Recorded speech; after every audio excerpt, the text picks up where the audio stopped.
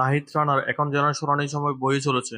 বল হাতে দুর্দান্ত ছন্দে আছেন বাংলাদেশের এই তরুণ গতি তারকা। তার আগুনঝরা বোলিংয়ে একের পর এক কাঁপছে বিশ্বমানের ব্যাটিং লাইনআপ। আর সেই ধারাবাহিক অসাধারণ পারফরম্যান্সের স্বীকৃতি হিসেবে প্রথমবারের মতো আইসিসি প্লেয়ার অব দ্য মান্থের পুরস্কার জিতেছেন নাহিদ রানা। গেল এপ্রিল মাসের পারফরম্যান্স বিবেচনায় তাকে এই সম্মাননা দিয়েছে আইসিসি। নিউজিল্যান্ডের বিপক্ষে দুর্দান্ত ওয়ানডে সিরিজ খেলেই মূলত এই স্বীকৃতি অর্জন করেছে তিনি। ৩ ম্যাচ সিরিজে ব্ল্যাক ক্যাপসদের বিপক্ষে মোট ৮ উইকেট শিকার করেন নাহিদ রানা। শুধু তাই নয়, সদ্য সমাপ্ত হওয়া ঢাকা টেস্টে পাকিস্তানি ব্যাটারদের নাস্তানাবুদ করেছেন এই ডানহাতি পেসার।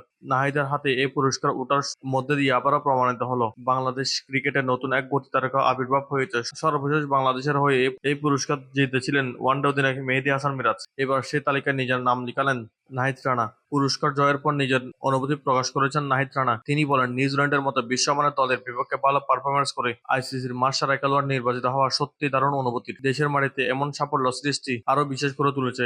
এই সিরিজ আমি সবসময় মনে রাখবো। দলের সবাই যেভাবে আমাকে সমর্থন ও বিশ্বাস জুগিয়েছে তার জন্য আমি কৃতজ্ঞ। আশা করি সামনে আরো স্মরণীয় মুহূর্ত উপহার দিতে পারবো। নিউজিল্যান্ডের বিপক্ষে প্রথম ওয়ানডেতে খুব একটা সফল হতে পারেন নাহিদ, তবে দ্বিতীয় ম্যাচে দুর্দান্ত প্রত্যাবর্তন করে শুরু থেকে কিউই ব্যাটারদের উপর চেপে বসেন তিনি। তার বিধ্বংসী বোলিংয়ে মাত্র ১৯৮ রানে অল উইকেট হয়ে যান নিউজিল্যান্ড। সেই ম্যাচে মাত্র ৩২ রান খরচায় তুলে নেন ক্যারিয়ারের দ্বিতীয় ফাইবার। চট্টগ্রামে অনুষ্ঠিত সিরিজ নির্ধারণের তৃতীয় ওয়ানডেতে ছন্দ ধরে রাখেন নাহিদ। আরও ২টি উইকেট শিকার করে বাংলাদেশকে ২-১ ব্যবধানে সিরিজ জিততে বড় ভূমিকা রাখে। দুর্দান্ত পারফরম্যান্স স্বীকৃতি হিসেবে জিতে নেন প্লেয়ার অব দ্য সিরিজের পুরস্কার। আর এবার তার ঝুলিতে যুক্ত হলো আরও একটি আইসিসি বিশ্বসেরা ক্রিকেটারের সম্মান। শুধু নিউজিল্যান্ড সিরিজ নয়, পাকিস্তানের বিপক্ষে নিজের গতি আগ্রাসনের আলো ছড়িয়ে যাচ্ছেন নাহিদ রানা। তার আগুনঝরা বাউন্সারে একের পর এক বিপাকে পড়ছেন পাকিস্তানের ব্যাটাররা। এমনকি নিজের শরীর বাঁচাতে গিয়ে বল ছেড়ে বোল্ড হয়েছেন মোহাম্মদ রেজওয়ান। শাহিন আফ্রিদির হেলমেটও আঘাত এনেছিল তার গতির জোর। ঢাকা টেস্টে সৌদ শাকিলকেও আউট করে বাংলাদেশের ঐতিহাসিক জয় নিশ্চিত করার মুহূর্তটি এখনো ভাসছে ক্রিকেট প্রেমীদের চোখে।